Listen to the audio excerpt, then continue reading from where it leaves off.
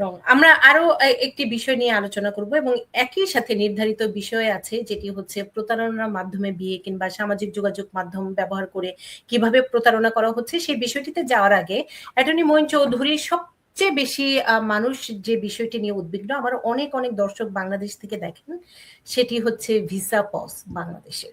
আপনার কাছে একটু জানতে চাই যে এটির আসলে কোনো খবর আছে কিনা, কবে এটি নিয়ে আমরা একটি সুসংবাদ পাবো? ধন্যবাদ দুপুর চৌধুরী, আপনি যথারীতি সবসময় চেষ্টা করেন প্রতি সপ্তাহে জনগণকে আপডেট দিতে, আসলে কি হচ্ছে মানুষের দুঃখ আপনি বুঝেন, অনেকে অপেক্ষায় আছেন কবে তারা আসবেন, কিন্তু এই বাস্তব ক্ষেত্রে আমরা কোনো সুখবর দিতে পারছি না। অতীতে গত কয়েক সপ্তাহ আগে যে নিউজটা ছিল আপনারা দেখেছেন, এটা মিস ইন্টারপ্রিট করেছিল বাংলাদেশ সরকারের ভাবে, যারাই নিউজ মিডিয়া ছিল সবাই মিস ইন্টারপ্রিট করেছিল, ভাবছিল 2 দিনে ইন্টারভিউ হয়ে যাবে, 2 দিনে ভিসা হয়ে যাবে, ভিসা পজ লিফট করা হয়েছে, কিন্তু আমি একমাত্র বলেছিলাম লাইভ এসে যাইছে মিথ, এটা সম্পূর্ণ সত্য না, এটা মিস ইন্টারপ্রিট করা হচ্ছে। আমি বলছিলাম যে বাংলাদেশের অনেক অনেক জনগণ জানেই না যে ইংলিশ কিভাবে ইন্টারপ্রিট করে, আমেরিকান ইংলিশটা ইন্টারপ্রিট করার ক্ষমতা অনেকের নাই, তো ভুল ইন্টারপ্রিটেশন করে অনেককে একটা ধাঁধার মধ্যে নিয়ে ফেলেছিল, তার উদ্বিগ্ন ছিল, বিভ্রান্তির সৃষ্টি করেছিল। পরে দেখা গেল আমি যা বলেছিলাম সেটাই সঠিক, 2 দিন ইন্টারভিউ নেবে কিন্তু ভিসা পজটা লিফট হয় নাই। এটা এই মুহূর্তে কেউ বলতে পারে না কখন লিফট হবে।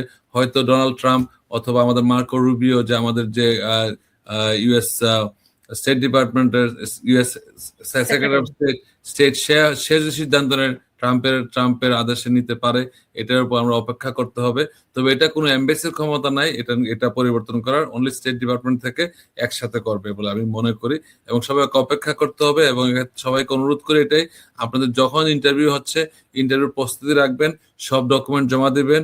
যদি আপনারা কোনো ডিউ থাকে ডকুমেন্ট, কোনো সময় এটা ইগনোর করবেন না, জমা দিবেন, আপনি রেডি থাকবেন। কিন্তু অনেকের ভিসা হয়তো হবে, অনেকের হয়তো হবে না, কারণ আমরা এখন অনেক পাচ্ছি 221G তো আছে, 212A4 যে সেকশনটা হচ্ছে পাবলিক চার্জের ক্ষেত্রে, যারা নির্দিষ্টভাবে তারা মনে করে যে পাবলিক চার্জ হবে 212A4, তখন তারা ফ্যামিলি ইকোনমিক স্পন্সর চাচ্ছে, যে তারা ফ্যামিলি প্ল্যান চাচ্ছে।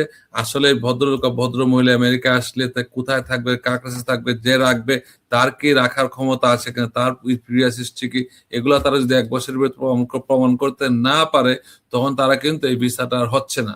আর 221G যেটা হচ্ছে, সেটা হচ্ছে তারা যদি এটা দেয়া থাকে, দ্যাট মিনস সাময়িক রিফিউজাল, পরবর্তী তারা যাচাই বাছাই করে ভিসা দিতে পারে। কিন্তু অনেকেই ভাবতেছে যে আবার ইন্টারভিউ দেওয়া হবে কিনা। হ্যাঁ, চাইলে ইউএস এমবাসি চাইলে আপনাকে ইন্টারভিউ হওয়ার পরেও যদি মনে করে যে আপনি যোগ্য বা যোগ্য না, বা সন্দেহ করে আপনাকে আবার ইন্টারভিউ স্কেজুল করতে পারে, এই ক্ষমতা তাদের আছে। কোথাও বলতে পারবো না আমরা যে কেন আবার ইন্টারভিউ নিচ্ছে, কোথাও বলতে পারবো না যে আবার কেন ডকুমেন্ট চাচ্ছ, এনি টাইম তারা আপনাকে কারেন্ট ডকুমেন্ট চাইতে পারে। আপনাকে এক্ষেত্রে প্রস্তুত থাকতে হবে, এবং যাদের কাছ থেকে স্পন্সর নিয়েছেন তাদের কাছে যোগাযোগ রাখবেন, তারা যেন আপডেট ডকুমেন্ট আপনাকে দিতে পারে। এক্ষেত্রে আমি আরেকটু জেনে নিতে চাই, মিড টার্ম ইলেকশনের আগে কি কোনো ধরনের সিদ্ধান্ত আসার সম্ভাবনা আছে কিনা? মধ্যবর্তী নির্বাচন যেহেতু নভেম্বরে। ধন্যবাদ। মিড টার্ম ইলেকশন বলতে আমরা যে ইলেকশনটা দেখছি, প্রাইমারি কিন্তু হচ্ছে বিভিন্ন স্টেটে বিভিন্ন সময় প্রাইমারি হচ্ছে। নিউ ইয়র্কের প্রাইমারি হচ্ছে জুন 23, প্রাইমারি রেজাল্ট হলে।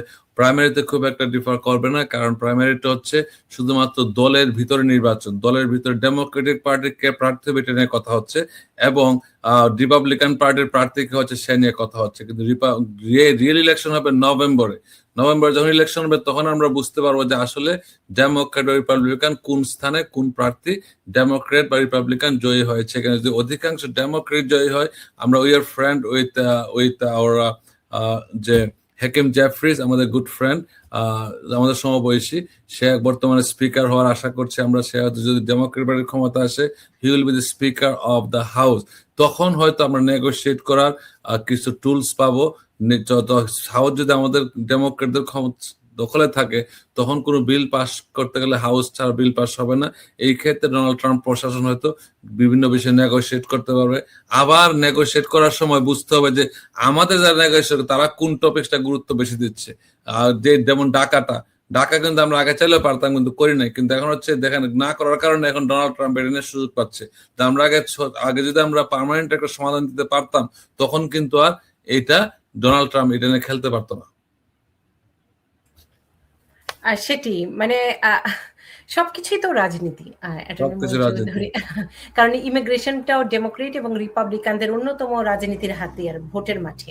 এক ইয়েস, পক্ষ চায় হ্যাঁ, ইমিগ্রেশন, ইকোনমি, একেবারে। হেলথ কেয়ার আমরা এখনো বুঝতে পারছি না একটা এত উন্নত দেশে আমরা প্রতি 4 বছর পর যখন প্রেসিডেন্সিয়াল নির্বাচন হয় হেলথ কেয়ার নিয়ে আমরা কথা বলি কিন্তু পার্মানেন্ট কেউ সলিউশন যে হেলথ কেয়ার প্রমিস করে আসলো নেক্সট 4 ইয়ার্স কিছুই করতে পারলো না আবার আমরা হেলথ কেয়ার নিয়ে কথা বলি আবার ইমিগ্রেশন নিয়ে কথা বলি our immigration system is broken এটা আমি সবসময় বলি ব্রোকেন সিস্টেমটাকে ফিক্স করতে হবে এজন্য দুই পক্ষ এগিয়ে আসতে হবে কেউ রিপাবলিকান ডেমোক্রেট রিপাবলিকান ব্লেম করলে চলবে না you must come with a clean hand এবং দক্ষ লোকের প্রয়োজন শুধুমাত্র যে রাজনীতি করলে জনগণের সাথে সম্পৃক্ততা আছে এই রকম প্রতিনিধি যখন যাবে সংসদে আমাদের হাউসে সেনেটে তখন এর সমাধান হবে সেটি এবং আমরা চাই যে রাজনীতিবিদরা এই যে মানুষের যে মৌলিক চাহিদাগুলো, স্বাস্থ্য কিংবা নাগরিকত্বের যে অধিকারগুলো এগুলো নিয়ে একটি